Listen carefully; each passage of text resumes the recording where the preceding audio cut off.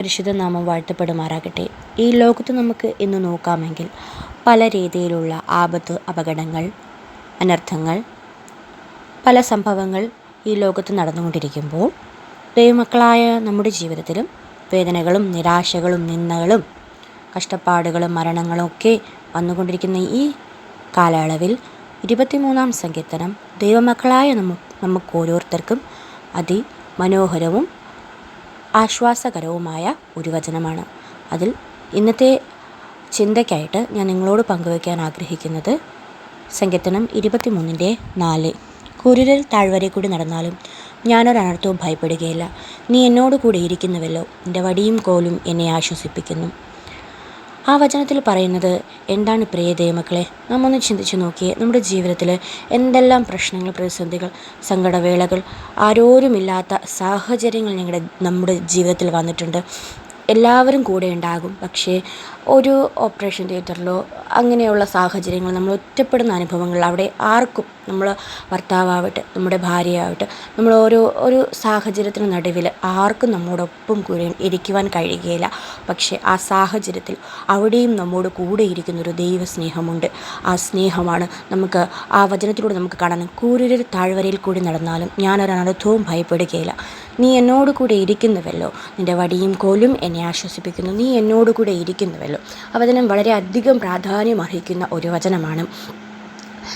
ദാവീദ് ഭക്തൻ പറയുകയാണ്, കൂരിരുളിൻ്റെ താഴ്വരയിൽ കൂടെ നടന്നാലും, ദാവീദ് ഭക്തൻ പറയുകയാണ്, കൂരിരുളെന്ന് പറയണം. അത്രയ്ക്കും കൂരിരുട്ടിൽ നമുക്കൊന്നും കാണാം. നമ്മൾ തപ്പിത്തടഞ്ഞ് നടക്കുന്നൊരു അനുഭവമാണ് കൂരിരുളിൻ്റെ താഴ്വര. ഒരു വെളിച്ചമോ, ഒരു ചെറിയൊരു വെളിച്ചമോ അവിടെ കാണാൻ കഴിയുന്നില്ല. അങ്ങനത്തെ ഒരു സാഹചര്യം പോലും നമ്മുടെ ജീവിതത്തിൽ വന്നു കഴിഞ്ഞാൽ നാം ഭയപ്പെടേണ്ട കാര്യമില്ല എന്നാണ് ദാവീദ് ഭക്തൻ പറയുന്നത്. അത്രയും കൂരിരുളിൻ്റെ സാഹചര്യത്തിൽ ഭക്തൻ അങ്ങനെ പറയുന്നുവെങ്കിൽ ആ സാഹചര്യത്തിൽ നമുക്ക് കാണാൻ കഴിയുന്നത് ദൈവത്തിൻ്റെ സ്നേഹവും ദൈവത്തിൻ്റെ കരുതലുമാണ് പ്രിയ ദൈവമക്കളെ. അതുപോലെ തന്നെയാണ് ഇത്രയും ധൈര്യത്തോടുകൂടെ കൂരിരുളിൻ്റെ താഴ്വരയിൽ കൂടി നടന്നാലും ഭയപ്പെടുക ഇല്ല എന്നൊരു വാഗ്ദാനം പറയുന്നെങ്കിൽ അത് എന്തുകൊണ്ടാണ്? താഴത്തെ അടുത്ത വേദഭാഗത്തിൽ നമുക്ക് കാണാൻ കഴിയുന്നുണ്ട്. നീ എന്നോട് കൂടെ ഇരിക്കുന്നുവല്ലോ, നിൻ്റെ വടിയും കോലും എന്നെ ആശ്വസിപ്പിക്കുന്നു. എന്തുകൊണ്ടാണ് ദൈവത്തിൻ്റെ ഭക്തൻ ഭയപ്പെടാതിരിക്കുന്നതിൻ്റെ ഒരേ ഒരു കാരണം എന്തെന്ന് ചോദിച്ചു കഴിഞ്ഞാൽ, യഹോവയായ ദൈവം, നമ്മുടെ സ്നേഹിതൻ, നമ്മോടുകൂടെ ഇരിക്കുന്നത് കൊണ്ട് ഏത് സാഹചര്യം നമ്മുടെ ജീവിതത്തിൽ വന്നിരുന്നാലും, വേദനയാവട്ടെ, നിന്നയാവട്ടെ, നിരാശയാകട്ടെ, മരണം മുഖാമുഖമായി കാണുന്ന സ്ഥാനങ്ങളിലും അവിടെയും നമ്മോട് കൂടെ ഇരിക്കുന്നൊരു ദൈവം നമ്മോട് കൂടെ ഇരുന്ന് കഴിഞ്ഞാൽ നാം ഭയപ്പെടേണ്ട കാര്യമില്ല. നമ്മുടെ എല്ലാ കാര്യങ്ങളും നമുക്ക് ദൈവം നടത്തിത്തരും. അതുപോലെ തന്നെയാണ് യേശു നമ്മോട് കൂടെ ഉണ്ടെങ്കിൽ ഒന്നും നമ്മുടെ മുൻപിൽ അസാധ്യമായതൊന്നുമില്ല. ഏത് നിരാശഘട്ടമാകട്ടെ, വേദനഘട്ടമാകട്ടെ, ഈ ഒരു പ്രതിസന്ധി അല്ലെങ്കിൽ ഈ ഒരു ഘട്ടം നമ്മൾ എങ്ങനെ മുന്നോട്ട് പോകും, അല്ലെങ്കിൽ നമ്മുടെ നമ്മുടെ ഇപ്പോഴത്തെ സാഹചര്യം വലിയൊരു പ്രയാസം, വലിയൊരു വേദനകൾ, മരണം, നിഴൽ, താഴ്വരകൾ ജീവിതത്തിൽ വന്നാലും ആ സാഹചര്യം നമ്മൾ എങ്ങനെ മുന്നോട്ട് കിടക്കുന്ന പല സാഹചര്യം നമ്മുടെ ജീവിതത്തിൽ, നമ്മൾ ഓരോരുത്തരുടെ ജീവിതത്തിലും വന്നിട്ടുണ്ടാകും പ്രിയ ദൈവമക്കളെ.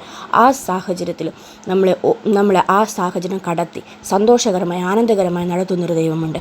ആ യേശു കർത്താവ് നമ്മോട് കൂടി ഇരിക്കുന്നത് കൊണ്ട് മാത്രമാണ് നമുക്ക് ഇത്രയും ആനന്ദം, ഇത്രയും സന്തോഷം നമ്മുടെ ജീവിതത്തിൽ ഉണ്ടാകുന്നത് പ്രിയ ദൈവമക്കളെ.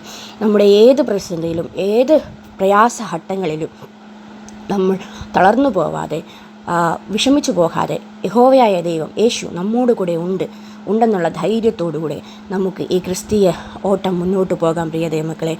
ഒന്നുകൊണ്ടും ഭയപ്പെടാതെ വണ്ണം, പിശാചിനെയോ മരണത്തെയോ രോഗത്തെയോ ഒന്നിനെയും ഭയപ്പെടാതെ വണ്ണം യഹോവയായ ദൈവം, യേശു നമ്മോട് കൂടെ ഉള്ളതിനാൽ സന്തോഷത്തോടുകൂടെ ഏത് കൂരിരുളുടെ സാഹചര്യത്തിലായിരുന്നാലും, ഏത് വേളയിലായിരുന്നാലും യേശു നമ്മോട് കൂടെ ഉണ്ട്. നീ എന്നോടുകൂടെ ഇരിക്കുന്നതിൻ്റെ വടിയും കോലും എന്നെ ആശ്വസിപ്പിക്കുന്നു. യേശു നമ്മോട് കൂടെ ഇരിക്കുന്നത് കൊണ്ട് ഏത് സാഹചര്യത്തിലും, ഏത് പ്രതിസന്ധിയിലും ധൈര്യത്തോടുകൂടെ മുന്നേറിക്കൊണ്ട് ക്രിസ്തീയ ജീവിതം നയിക്കാമെന്ന് പറഞ്ഞുകൊണ്ട് എൻ്റെ ഈ ചെറിയ പ്രസംഗത്തിൽ നിന്ന് വിരമിക്കുന്നു. ദൈവം നമ്മളെ ഏവരെ അനുഗ്രഹിക്കുമാറാകട്ടെ. ആമേൻ.